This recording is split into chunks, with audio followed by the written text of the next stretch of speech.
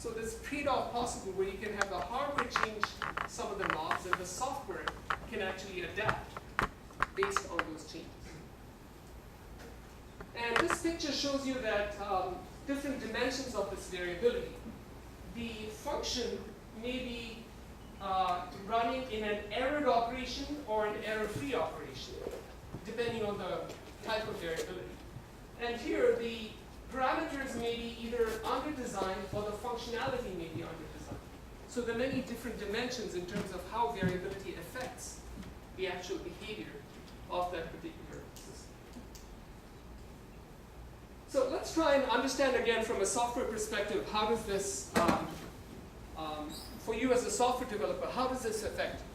So this table shows you different dimensions. When you can do something, where and who can do it in software, and the type of action that the software engineer can do.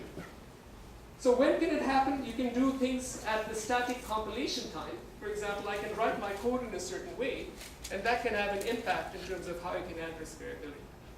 Or I may be able to do some amount of dynamic compilation, where at runtime I may be able to do some compilation strategy that tries to, on the fly, change the code.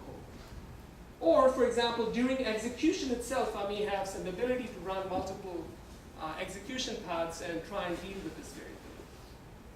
In terms of where and who, I can do this at different levels of abstraction. I can do some changes at the firmware level.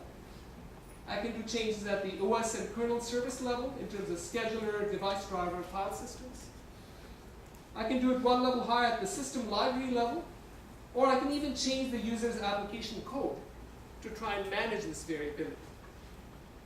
Similarly, I can look at the type of action that I might be able to do in terms of functionality. For example, I may simply do nothing. I can exploit the end user's elasticity. What does that mean? For example, if I'm doing video coding, I have to achieve a certain quality of service.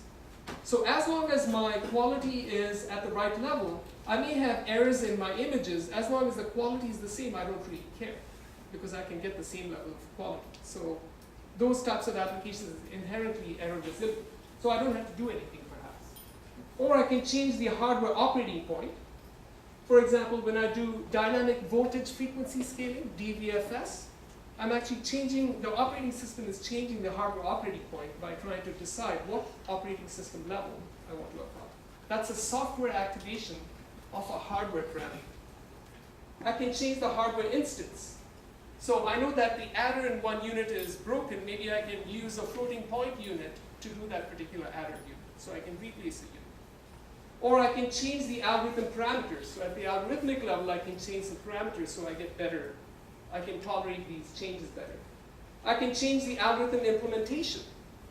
So I can go from one kind of coding to another kind of coding. Or maybe even change the algorithm itself in the highest level. So there are many different things that the software engineer can do in order to deal with these changes in hardware. And coming back to our picture now you probably see how we can expose the variability to the software and deal with it. So let's look at this picture again. At the bottom, we have a piece of hardware that has a lot of variability. And so what we can do is we can use some sensors and models to try and measure this variability in terms of the faulty bits, in terms of speed variation or power variation. These variations can be captured as what we call as variability signatures. These signatures will give us a hardware speed power map, for example, or it might give us a memory access time signature, or it might give us a data path error rate signature. This signature can then be used by the software to do a range of things that we saw earlier, all the way from do nothing, all the way to change a completely different algorithm. So there are different degrees of changes that the software can do. I can maybe change a hardware, I can change the operating point, I can change the algorithm parameters, change the algorithm implementation, etc. So this is the idea of trying to do opportunistic software on under-designed hardware. That's the theme where we expose the hardware variability to software and opportunistically use that to do different things. So that's the theme of this large project that we have, which is called Variability Expedition. Okay, I won't go through the slide in details, but I just want to point out that these variability signatures can come from different sources. For example, I can get variability signature from production test. So I can test the device, and then I can see that in the 60-core architecture, each core has a different frequency variation based on voltage, and I can capture that as a signature. Another type is runtime hardware monitors. For example, I can use different hardware devices that at runtime can measure the speed variation or power variation. And I can also do runtime software monitors. For example, I might use different sampling methods where I can sample different power or performance, and I can use different counters in my hardware to try and measure these things in software. So there are many ways in order to generate these variability signatures so that the software can actually use them. Now, let's think about what this means also from a software perspective. We want to be able to specify these variability monitors in software. So this can be viewed as a contract, a variability contract. Right now, the variability contract is that the hardware always behaves correctly. That's the contract, right? Because you assume that you over-design, and when you run your hardware, it always behaves the same. Now, if you have variability in your hardware, you can specify that variability as a contract that says, for a certain range of values, I can expect that my voltage will be in a certain range or power will be in a certain range. And we can also use application-specific monitors that say this variation is only for certain functions. For example, when I do an add, only the adder path is activated, and for that adder path, I can expect to see some amount of variability. So with these type of specifications, then we can actually use these contracts to take source code and use a compiler to generate both the machine code and the variability monitors that actually measure and check if the contracts hold at runtime. And if they don't hold, then we can run some software method to try and decide what to do if that contract is violated. So this is a mechanism for the hardware and the software to talk so that if you know that the contract is violated, the runtime can actually do something. So that's a sketch of how we can do this at a high level. So what I did in the first part of the talk so far, hopefully I gave you an idea of what do we mean by hardware variability, what kind of opportunity do we have for the software to exploit that, and I gave you some hints in terms of how we can do a hardware-software co-design to expose that variability to the software and then have the software system actually do something. The second part of my talk will now focus on the memory subsystem.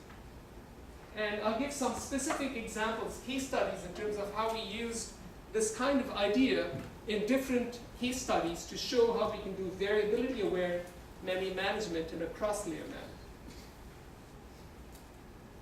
So let's first look at the memory challenge. We all know about the memory wall as software engineers, right? So we know that memory is always a critical issue. In most applications, memory is a dominant issue. It also turns out that from a hardware perspective, these chip areas are dominated by memories. If you look at the die photomicrograph of any chip, you will see that a large percentage of that chip is actually memories. So memories are actually also a large percentage of the die. And these memories are also very vulnerable to voltage, which means that if you change the voltage, you will see a lot of errors appearing in the memory. So if you're doing very aggressive DVFS, if you're scaling down your voltage, you'll probably see a lot of errors in your memory, and you want to be able to deal with that. Now, how do we traditionally deal with resilience? We do error checking. For example, we do redundancy or ECC so that our memories work well. Unfortunately, these techniques are very expensive. If you do ECC and very aggressive ECC, it becomes extremely expensive, and both in terms of area and power. The other aspect is that memories are highly visible architecturally. If you look at a memory subsystem, you look at the bits in the memory, you can actually trace the value of that bit all the way to what this means in software. So if I have a data type that I write in my application, I can actually figure out that that data type is mapped to some virtual memory object, which is then mapped into some piece of hardware in some physical address, which is then mapped into some bits in a register in a memory. So it's easy for us to trace from the lowest level of hardware all the way to the application level. So memories give us an opportunity also to do this kind of hardware-software co-design. And we think we can exploit cross-layer resilience in this manner. So I'll skip this because I don't have time. So let's try and see, this picture is something that I presented at DAC 2 years ago, and it's a very nice picture. It gives you an idea of how we can look at different aspects of memory at multiple levels of abstraction. So it's a busy picture, but let's walk through it slowly. What you see here is a table that shows that each layer you have different layers of abstraction: the circuit layer, logic layer, architectural RTL layer, operating system, application layer. And then here you have the abstraction of what we mean by a memory object at that layer. For example, at the circuit or device level, what we're talking about is voltage, current, transistor, or a cell for that memory object. At the logic level, you have a memory cell and a bit array. When you move up one level, that memory cell bit array becomes a buffer, a register file, L1 cache, L2 cache, or scratchpad memory. If I take that object one level higher, at the OS level it becomes main memory, file system, address space, heap, stack, etc. Take that one level higher to the application level, we have programs, data structures, files, libraries. Right? So we understand this abstraction. So you can see that it's easy for us to trace all the way down to those lowest level. Now let's see what happens if there's hardware variability. The manifestation of the variability might be an error of different types. And the error can manifest itself at all of these layers. For example, at the hardware layer, I may have, because of temperature variation, radiation, process variation, defects, etc., I might actually see that the variation results in a low noise margin, unstable cell, or VTH variation. Which at one level higher, at the logic level, it might mean a bit flips or is stuck at a 0 or a 1. Right? This is the manifestation. Because there's some change in the hardware, that bit value should have been a 0, now is a 1, for example. One level higher, this might mean at the architectural level, you have a faulty word, a faulty cache block, or faulty way in my architecture. In turn, if you go up one level at the operating system level, that might result in a wrong pointer, erroneous system call, or a trap. Or one level higher, it might be that it manifests itself in terms of when I execute my program, I have an incorrect output, an infinite loop, or a crash. Right? So we can see that this variability that we have in the hardware is possibly going to manifest itself all the way up to the application level. And so what we can see is on the last column, and this is what we're going to talk about in the rest of the last 20 minutes of my talk, which is some opportunities for how we can exploit this in different ways. For example, at the lowest level, if I have this kind of variability, I can relax my hardware guard bands. So although I have a large hardware guard band, I can relax it. Or here, if I know that this 1 becomes a 0, maybe I can operate this at a lower precision. So if this turned out to be, this is a bad example, but if the bit flip was at the lowest bit level, then the precision of this is going to change a little bit, but maybe it doesn't matter. The value, instead of being a 2, it became a 3. Not a big deal if I can afford that at a low level. Or at this level here, if I have a faulty word, cache block, or wait, maybe I can do approximate data storage. I'm not storing an exact value, but an approximate value. If I go up one level higher, maybe I can, if I have a wrong pointer, erroneous system called trap, etc., and exploit memory mapping for reliable versus unreliable pages. Because I know that some pages are reliable, that have no errors, and some pages have potential errors, and then I exploit some differential mapping. And likewise, at the application level, I might be able to trade off performance and accuracy for energy savings.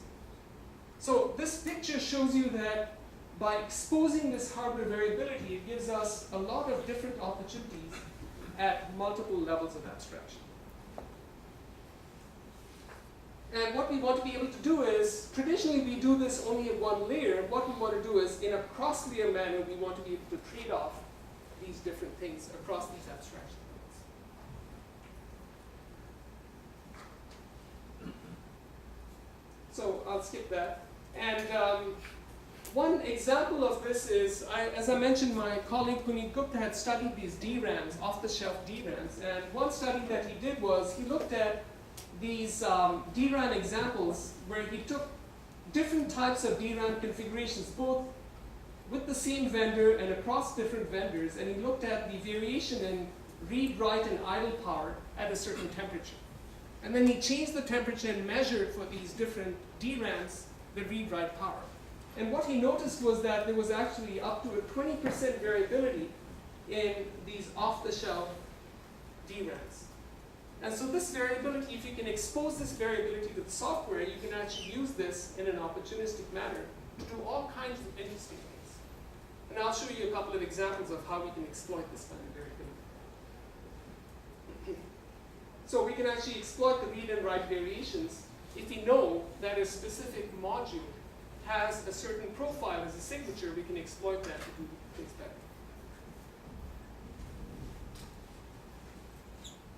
I have time till 10:30 maybe, right? Okay.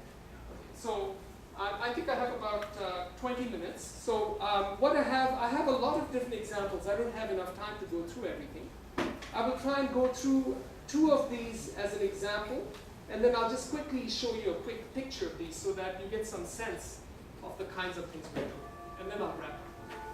So I'm going to talk about 4 different instances. Let's look at the first one. And each of these is across applications, operating system, architecture, and hardware. So it's doing cross-layer kind of variability management. So the first is some work we presented at DATE 2012, which is variability-aware memory virtualization for on- and off-chip memory organizations. So the context is the following.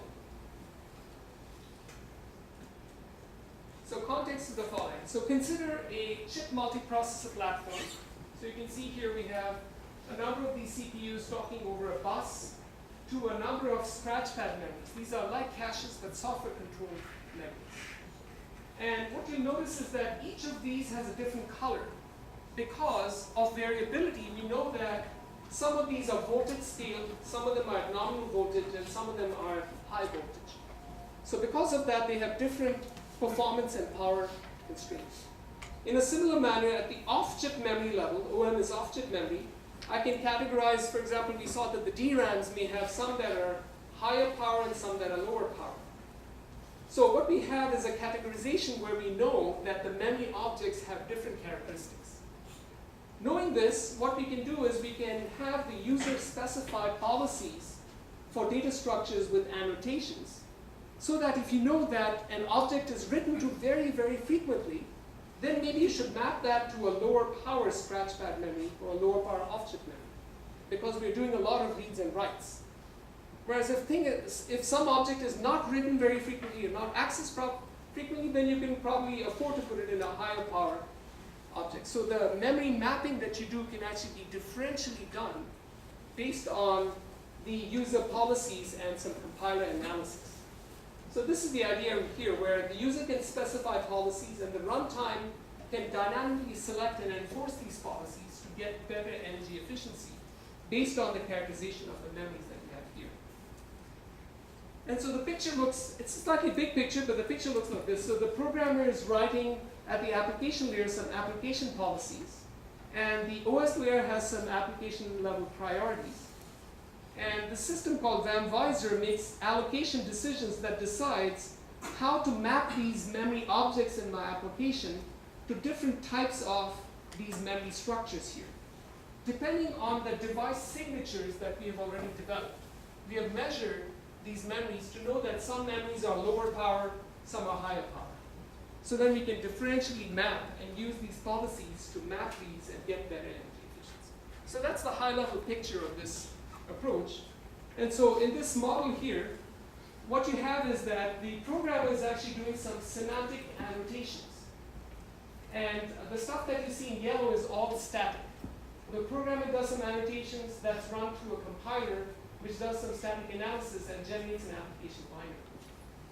Then at runtime, what you see is in red. In runtime, you have some application policies that actually take this information and try and do runtime mapping to the platform. And the platform in purple also has some variability in terms of the memory hierarchy and the platform. So we can do a combination of the hardware and software to try and do very good mapping by using both static and dynamic analysis to try and exploit this variability. So let's take a simple example of what kinds of annotations can we have.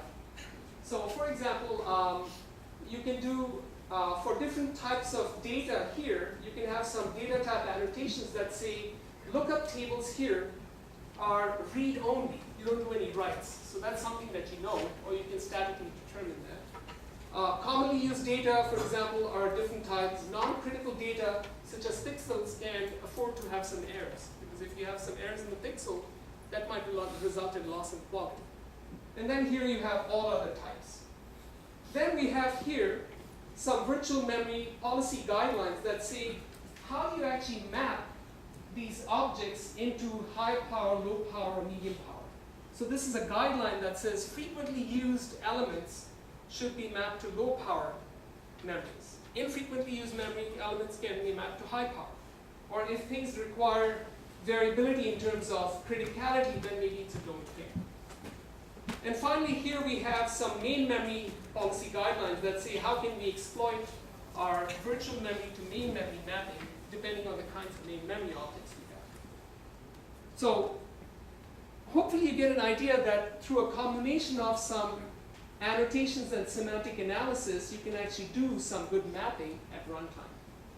And when we did some simulation studies on different configurations of this many-core, multi-core platform, what we had was number of applications, number of operating systems, number of CPUs. That's what you see here. Applications, operating system, CPUs. And running with these 4 into 8 KB physical SVMs. We ran a number of applications here, and we tried to look at both the normalized execution time and the normalized dynamic power for different configurations. And we noticed that on average we can achieve both a significant power reduction and also a speed up by doing this intelligent mapping at runtime of the memory objects. And it should be intuitively clear that we can exploit it, because now the traditional approach is we are treating all the memories the same. Now we're exploiting the fact that some memories are faster or some memories are slower, and we can match our application behavior and map more efficiently to get better energy efficiency and performance. So that's kind of a high-level picture of this first approach, which we call Variability. The second approach I want to present to you is how we can exploit these DRAMs. And this is an approach that exploits DRAM variability using existing operating system infrastructure. So this is a work that we presented at Codes ISSS 2012, which is a memory variability-driven physical address zoning for energy savings. We call it VIP zone. And again, the context is that recall that we have these DRAMs that have significant variation in read and write power, right? We saw that we can actually characterize DRAMs as having significant variation. So if we know that the DRAMs have this variation, then what we can do is we can look at the DRAM organization. And this picture shows you a classical high-level view of how we look at the memory system architecture. Here you have a DRAM controller that goes to channels, to DIMMs, then to ranks, then to physical DRAMs, banks, and then the memory array. And so this is what you see in the typical structure. We're going to be looking at the level of DIMMs. We want to exploit this at the level of DIMMs and see how we can do this zoning by exploiting its characteristics. So let's try and look at this.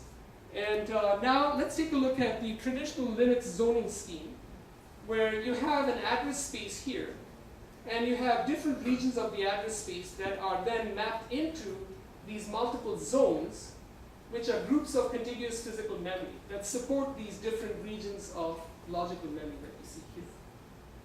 Okay, and right now, a standard technique, if you don't know better, is that you assume that all DIMMs consume the same power. But we know that if we measure the power for these different DIMMs, we know that some DIMMs are low power, some DIMMs are high power. So what that says is that these, what you see here in terms of regions here can actually be modified with this attribute of power. So what we can do is we can exploit the memory variability by looking at these different zones and having these zones be mapped into these different colors that you see here. And then what we can do is we can try and prioritize access to low power physical space. So based on the dim zoning here, we can rank the zones by power consumption in terms of low, medium, and high. And then we can have the runtime system, the operating system, map these data objects to the right DIMMs so that we can actually exploit this idea at the operating system level. So the idea again is measure the variability for physical objects and then send that up to the operating system level here so that it can do a better mapping at runtime. So the idea here again is we rank these zones based on DIMM power consumption, and then on a page allocation return request, we try and return the value from the appropriate zone, either a high power zone, low power zone, or medium power zone. And so to do this, we still need some program assistance. It's because the programmer has to say whether something is going to be high power, low power, etc. And so what we do is we actually use high-level APIs during allocation, which is looking at dominant usage patterns in terms of read or write or utilization, low, medium, or high. And then the user can annotate the code by using these new macros for memory allocation. Instead of using malloc, we have this new attribute called VIP malloc and VIP free that allows us to annotate this particular allocation by giving some attribute. So one example here might be here, where you can say that you can do VIP malloc, you can ask for a certain size of memory, and then you can say it's a read and it is medium utilization. So this attribute here can be used with the operating system to decide which of these zones to map into based on the policy that we have. So in this manner, you can do both a VIP malloc and you can also do a free and try and manage this a little more explicitly with some program assistance. So the programmers can exploit variation with minimal changes to the programmer model because we're just changing just a little bit, exploiting the knowledge of the programmer from the application perspective. So how does this work? What we have is now the front end, the programmer has some annotations and we have some enhanced glibc support for the OS. And at the back end, we have variability-aware zone prioritization and low power mapping. So forget about this blue one. Take a look at this red path here. At the application layer, we do source code annotations. At the upper OS level, we have a special glibc library and kernel system calls. At the lowest OS level, we do DIMM power variability-aware zoning and allocation, which then maps to the memory controller and maps to these various DIMMs that are low, medium, or high power. So again, we're exploiting this idea that we can expose this variability to the operating system and the compiler writer so that we can actually do better in terms of variations. So this allows the programmers to exploit the physical variations in the memory at a very high level. And we actually ran these experiments with parsec benchmarks on a real platform with Linux, and we noticed that we had up to 27% energy savings with very small degradation in performance. There's some small degradation because the runtime has to do a little more work, but actually we believe these kind of trade-offs are actually very good, because if you can afford a minimal degradation in performance, you can get quite good energy savings by doing nothing but just characterizing the hardware. So it seems to be a very good potential for doing this kind of trade-off. So I have two more. I don't have time to go through them, but I'll just give you a quick insight in terms of the kinds of things we can do. Another piece of work we did was aging-aware GPGPU register file allocation. And this is the idea that if you look at GPGPUs, they typically have large register files to support parallel execution. And the other observation we noticed is that these aging mechanisms are becoming very pressing because as these memories are used very frequently, they tend to degrade and the memories get worn out. And so we have to think about how to deal with aging. And the key observation we had here was that many of these register files in the GPGPU are underutilized. Not all of the space is utilized. And so that gives us an opportunity to say, why don't we exploit this underutilization by distributing the stress, by taking the memory allocation and moving it around in different regions of memory so that the aging is uniformly distributed and therefore the lifetime of this particular GPU can be extended. So this is the basic idea, and to do that again, it's a hardware-software approach. We need some metadata that is written in the compiler, and then the allocator has to take this information and then do some kind of mapping in terms of thread dispatching so that we can actually migrate these memory locations over time. So I don't have time to go through this here, but it gives you an idea again that you can exploit a hardware and software combination to try and achieve longer lifetime for these type of operations. So in this particular case, we saw on average 30% improvement in aging characteristics for this particular platform of the GPU. And there's another example that I really don't have time to go through, but if you go through our DAC 14 paper, we have some work on dynamic power capacity scaling. Okay. So, in the last I have maybe 5 minutes? No, 10 minutes. Oh, I have 10 minutes. The clock is not right. Hardware variation. Okay, what I'll do is let me now wrap up. Let me just take 5 minutes to wrap up. And again, I went through a lot of different topics. So let's slow down again and think about what are the main messages from this talk. Okay, so the summary is first that there's a really big opportunity for all of you as software people to exploit hardware variability. And this is the notion of what I call as variability-aware software. Traditionally, as a software writer, I just think the hardware is a hardware. I have an ISA, I can write compiler and operating system, and I'm done. But that model is not going to work in future generations of hardware because the hardware is going to vary a lot, and the cost of this over-design, where I put a big margin, is not going to work.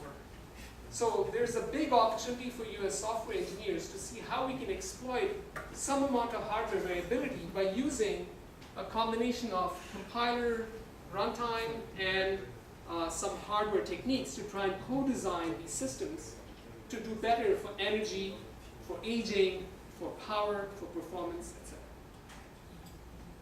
So this is the idea that hardware variability must be handled explicitly. And with aggressive technology scaling, we really need to think of new approaches which go across this abstraction stack. Rather than just looking at the compiler or just the operating system, we have to do a co-design across these layers. And I tried to give you a big picture of this variability expedition approach, which is this picture of opportunistic software for under-designed hardware. So let's think of this word again. The traditional model is over-design. I have my hardware, and because of variability, I put a huge margin, I over-design. What we want to do is under-design, run this hardware at bare metal, and then expose that variability to the software by opportunistically using techniques that look at this variability and exploit it in different ways. And I showed you a couple of examples very quickly. The references are in the slides in terms of how you could do that for chip multiprocessors, how you can do that for operating system level in dealing with DRAMs, how you can do that for GPU register files. And these are just a couple of small examples. I think there's a lot of very interesting work and a lot of interesting research for all of you to do in this area. You can write lots of papers, lots of journal papers. Because I think it's a really hot area in terms of how you can exploit the co-design with both the hardware and the software together. And finally, I focused on memory variability. I showed you this slide, the vertical slide in terms of the abstraction layers, and how you can look at memory objects at different levels of abstraction and link all the way from memory circuits all the way to the application. And that is actually a very interesting opportunity. This kind of a picture, if you have this kind of picture, it says how you can take the variability and expose it across this stack so that you can devise cross-layer approaches. So I think memory variability is definitely one large opportunity. We've always been dealing with the memory wall in terms of performance and power. Now it's the memory wall in terms of variability, which is another dimension for you to think about. So I think it's, again, a really big opportunity for how you can co-design all these things together. And So I showed you how you can do this memory resiliency with a multi-layer approach within and across abstraction layers. And that requires us to understand and exploit memory abstractions, error manifestations, and memory vulnerability across this abstraction stack. And I cannot stress this enough. It's very important to have a coordinated software and hardware approach. If you just do one layer alone, it's not going to help you. You have to expose it across the stack.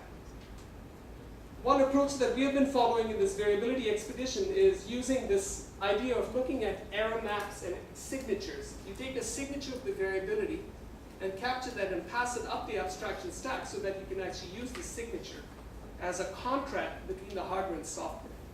The old contract was exact hardware. New contract is a variability contract that says, here's the amount of variability that I expect, and based on that, I'll write my software to exploit that variability.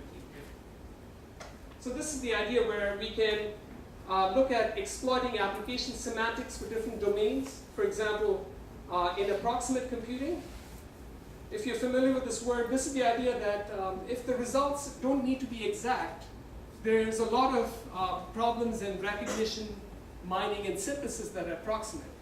So multimedia computations are approximate because if a bit is in the if a pixel bit is gone, as long as the quality of service is the same, I don't really care, right? But in a program, if my variable in a control bit is wrong, then probably it's going to result in a crash. So you can see that approximate computing is a very large opportunity for us. Many applications in data mining, in recognition and synthesis, they have this characteristic where you can tolerate some amount of error. And so it gives us a big dimension for doing optimizations. And I think there's an opportunity for tools and methods to explore memory resilient space. We're actively working in that area, and I have some pointers in terms of some thoughts on how we can do that.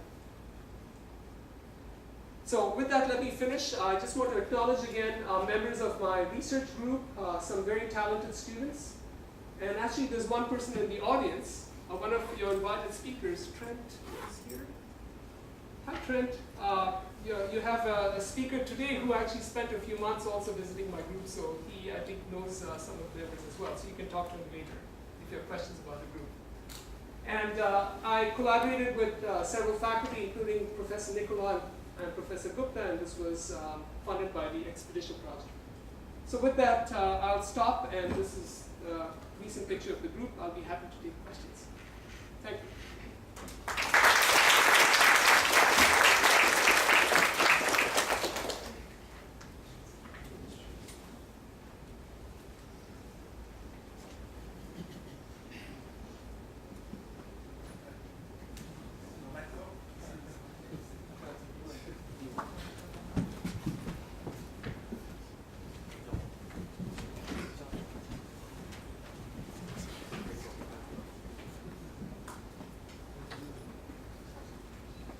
Professor, thank you for your excellent talk. I'm very impressed. So many excellent work has done in your group.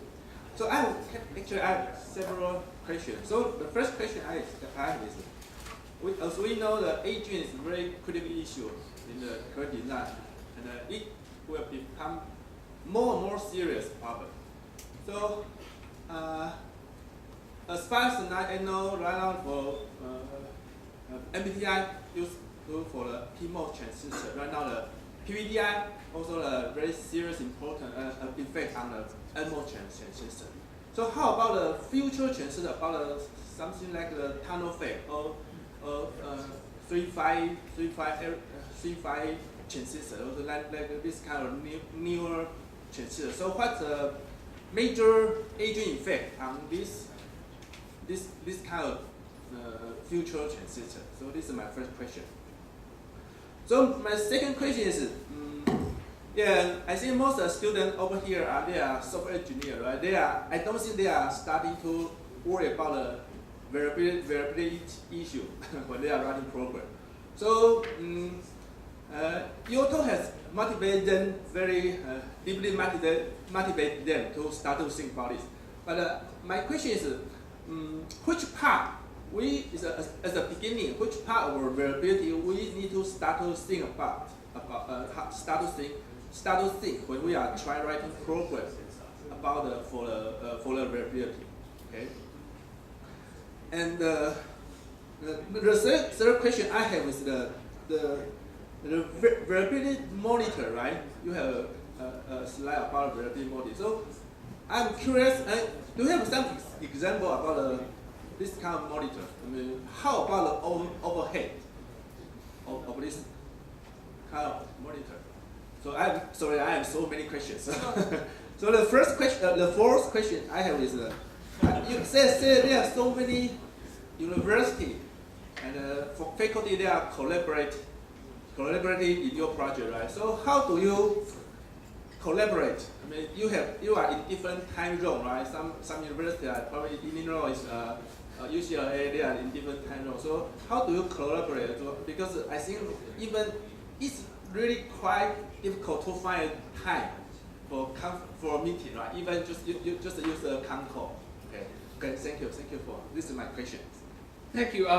A huge set of very important and interesting questions. So I just took some notes and I'll go through that. And I'm actually going to go in reverse order. Let me start with the last question, which is how do you collaborate with a large, team like this? And I think this is very important especially for many young researchers, because you're working in a research group. Sometimes you talk to other members of the lab, and at a conference like this, you're actually meeting a lot of other people in posters and discussions at coffee sessions. And it's a good time to talk, and then you might find something interesting. And how do you make that interest into something where you can actually collaborate is a question that you do. And we have the same problem with faculty, because I meet so many intelligent and fascinating people here, and then I exchange cards, but then I don't have the time to collaborate. So the question that you have is how actually are we able to collaborate? And that happened because of this variability expedition project that we have here.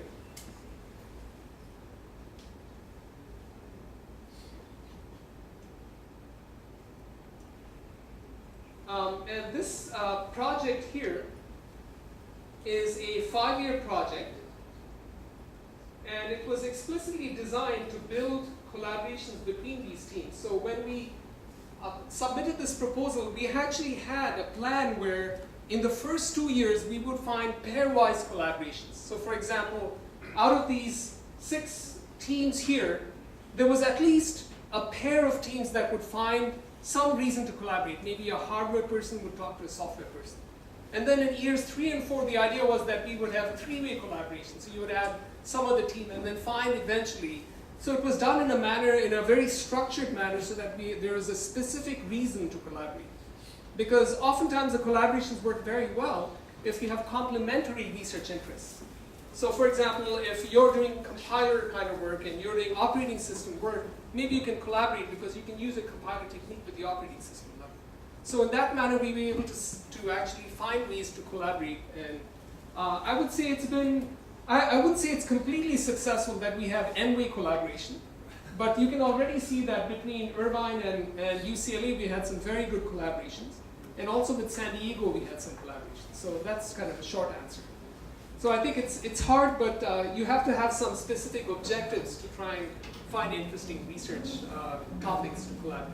So do you need to meet physically every year? Or? Yes, this part of this project required us to meet twice a year. So we used to have both a large annual meeting with our sponsors and also half-yearly meeting. And we also had monthly telecons where the students, you can see we had a lot of students here. Every week a student from one of these groups would give a talk, and we'd have a video conference where everyone would listen to talk about it. So there was some other mechanism we had to try and force collaboration as well. So it was a very structured manner in terms of collaboration, but it required some planning. It was not spontaneous that we just had coffee and said, let's go collaborate. Okay, so I hope that answered the question. It's a big challenge, but I think part of this large project is actually collaborating. Right. Because you have a lot of busy people. You can see most of them will never collaborate because they're too busy doing their own thing. But we had to structure that time together. So let me go up to the second last question, which is variability monitors. Right? I think you said, what's the overhead of variability monitors? And actually, for that question, I actually skipped over some slides that are in our handouts that you see here. But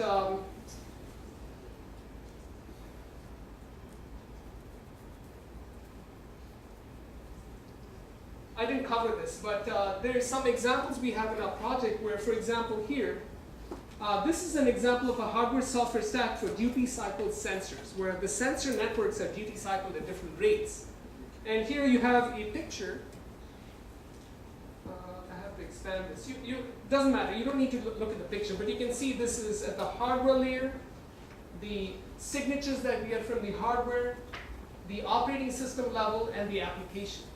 And the picture that you see here is how we can extract some signatures here, which are, for example, sample, event, time series. And those are managed in terms of a hardware signature that are stored in registers.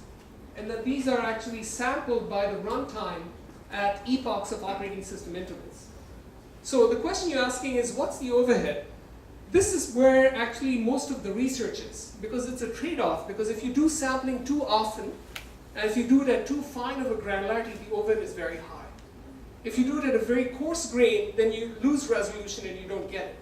So really, part of the research is that trade-off between finding the sweet spot, where you can sample at the right level of granularity, both in terms of the resolution as well as the time, so that the overhead is low. And also, you may need some hardware support. In this case, you may need registers, you may need counters, and so on. So in many of the projects that we did, we always had to see this trade-off space in terms of how much hardware and software overhead is there and try and minimize that. So it's part of the challenge in doing this. There's no free lunch. There is some cost involved, and part of the design really requires us to pay attention to how we deal with that. So in short, it's one of the research challenges that we have to address in this kind of approach. So do you have some estimation for now, like how many % of the runtime? Yeah, I mean, in a talk that I gave yesterday at Tsinghua, I had some examples there, but maybe I can go offline and show you, because it's very context dependent. Depends on what problem you're solving. For example, the work we are presenting at DAC this year is looking at how we can do at the Linux operating system level. We're trying to do a smart balancing for many core architectures, heterogeneous many core architectures. So at the level of a operating system cycle, you look at an epoch that's multiple operating system cycles. Then within each operating system cycle, we take maybe a small fraction of time where we're doing some sampling. So the overhead is actually very low in terms of time. But then in terms of resources, we have to allocate some processor to actually do that.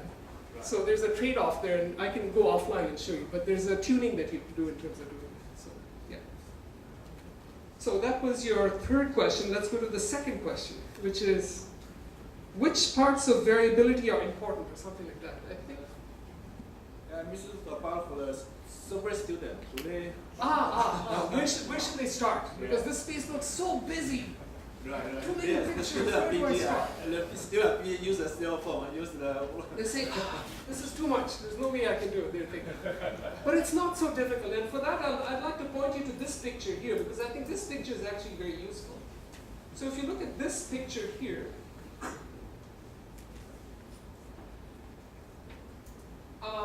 not this picture, but this kind of picture will give you an idea of where you want to focus on. So let's say, how many of you are compiler people here? Please raise your hands. Students, it's okay. I'm sure there's some compiler people here because the conference is on compilers. So how many of you are compiler people here? Please raise your hands. How many of you are operating system level people here? How many of you are not software people here? That means everyone else is doing software, right? Something like compilers, runtime, maybe you don't want to admit it, but the reason you're here is because it's software. So given that you're software people, you're looking at this level of abstraction. Most of your work is somewhere here. You're looking at maybe some compiler, runtime system work. So I think the good place for you to start is to say, if I can look below a little bit and assume that there's some faulty model one level down, how can I exploit that to do better? So try and look at one level of this cross the abstraction instead of going multiple levels. And so that may be a good starting point, because instead of looking just within that layer, you can use this kind of model. Assume that someone gives you the signature. What can I do with that level? Or maybe I'm here, what can I do at the application level? So I think looking at adjacent levels is probably a good place to start as a student, because then you don't need to worry about too many things. And then in a conference like this, you can meet maybe other groups and then see how you can collaborate and talk. So that may be a good starting point, as a suggestion, I think. Did that sort of answer? Yeah. Yeah. And then the first question was future transistors. Yeah. For that, I have to go to a slide earlier. Let's go back to.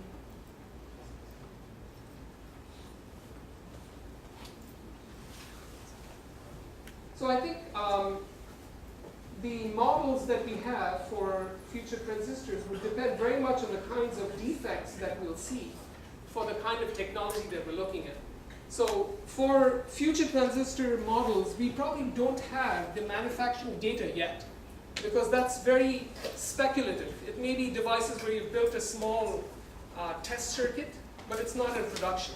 So as these production facilities go into manufacturing, you will get these kinds of data in terms of what are the kinds of faults that you experience in manufacturing. And then you can collect the data and try and abstract that out into functional models or signatures that we can use. So I think we don't know how to do that yet, but as the manufacturing evolves, we can see how the effect of manufacturing manifests itself in errors and then capture that. So I think that's